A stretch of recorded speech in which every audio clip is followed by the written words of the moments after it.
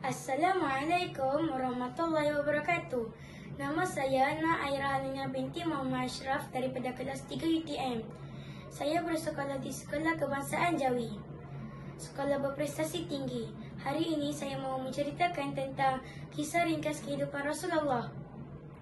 Bahwasanya Nabi Muhammad SAW itu dilahirkan pada 12 Rabiul Awal bersamaan 20 April 571 Masihi.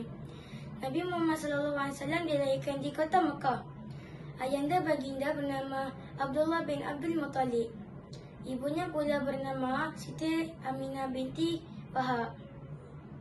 Nabi Muhammad SAW yatim piatu pada usia 6 tahun.